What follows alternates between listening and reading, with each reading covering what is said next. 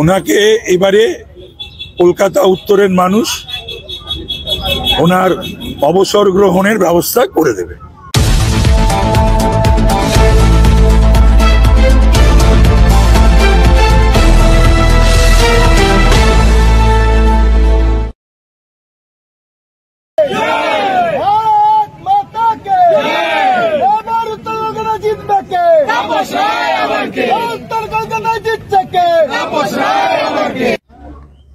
এই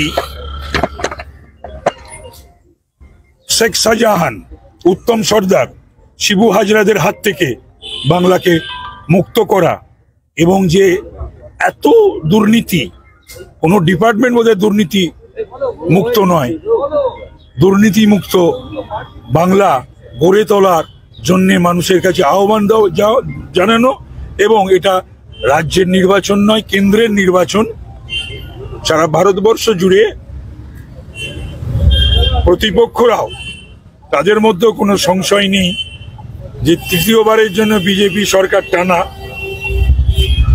শাসনে আসছে এবং মোদিজি তৃতীয়বারের জন্য প্রধানমন্ত্রী হচ্ছে। ডায়মন্ড হারবারে এখনো পর্যন্ত বিজেপি প্রার্থী দিতে পারেনি, অথচ আগামীকাল থেকে অভিষেক বন্দ্যোপাধ্যায় প্রচার শুরু করবেন। অনেকটা কি পিছিয়ে যাবে না? কলকাতা বাংলায় 42টা আসন নিয়ে ভাবতে হয়, আর কোনো জোটে টোটে তো নেই। সারা ভারতবর্ষে 543-43টা আসন নিয়ে ভাবতে হয় প্রধানমন্ত্রীকে এবং নাড্ডাজিকে। পাশাপাশি যে সকল দল অ্যালায়েন্সে রয়েছে তাদের সঙ্গেও কথা বলতে হয়। ঠিক সময় মতন ডায়মন্ড হারবারের প্রার্থী পেয়ে যাবে। আপনি দুর্নীতির কথা বলছিলেন, মন্ত্রী চন্দ্রনাথ সিনহাকে ফের ইডি তলব করেছে। দেখুন, যারা যারা প্রত্যক্ষ বা পরোক্ষভাবে জড়িয়ে রয়েছে, হাইকোর্ট বা সুপ্রিম কোর্টের নির্দেশে তদন্ত চলছে। সেই তদন্ত প্রেস করতে হবে, সহযোগিতা করতে হবে, তারপরে বিচারালয় সেখান থেকে যেটা গ্রহণ করার করবেন এবং রায় দেবেন।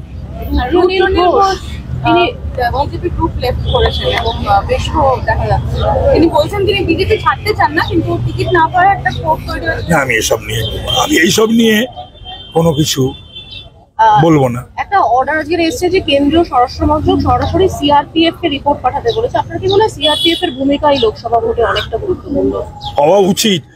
এরকম কোনো ভাবার তো কারণ নেই যে ইসি যে কথাগুলো বলছেন সেটা যদি প্রতিফলন ঘটতে হয়, তা যদি বাস্তবায়ন করতে হয়, এবং প্যারামিলিটারি ফোর্সেস, কেন্দ্রীয় বাহিনী, গণতন্ত্র পুনঃপ্রতিষ্ঠিত করতে গেলে সাধারণ মানুষ যাতে ভোট দান করতে পারে, মতদান করতে পারে এবং তাদের ইচ্ছা অনুযায়ী পছন্দের দল এবং প্রার্থীকে তারা ভোটদান করতে পারে, তার সমস্ত রকম ব্যবস্থা করতে হবে ইসিকে এবং নিশ্চিতভাবে কেন্দ্রীয় বাহিনীকে। আপনার বিপক্ষে সুদীপ বন্দ্যোপাধ্যায় দাঁড়িয়েছে, তিনি কতটা লড়াইয়ে, আপনি কতখানি তার থেকে এগিয়ে থাকবেন? তার তো একটা অনেক বছরের তিনি এমপি, তিনি আবার বলছেন তিনি শেষবারের জন্য এবার এমপি হচ্ছেন। আপনি বিশ্বাস করেন তার কথা? ওনাকে এবারে কলকাতা উত্তরের মানুষ ওনার অবসর গ্রহণের ব্যবস্থা করে দেবে। আর অনেকবার ছিল, সেই অনেকবার থাকায় কি করেছেন উনি, এটাও নিশ্চয়ই কলকাতা উত্তরের মানুষ দেখতে চায়, জানতে চায়। একটা কথা আমি বলবো, বাকি সব তুলে রাখছি মঞ্চে বলার জন্যে। গত 5 বছরে কলকাতা উত্তরের জন্যে, বাংলার জন্যে, ভারতবর্ষের জন্যে একটি প্রশ্ন করেননি। 2টো নয়, 3টে নয়, 4টে নয়, পার্লামেন্টে একটি প্রশ্ন করেননি। সুতরাং উত্তরের মানুষের কাছ থেকে ভোট চাওয়ার কোনো অধিকার তার নেই।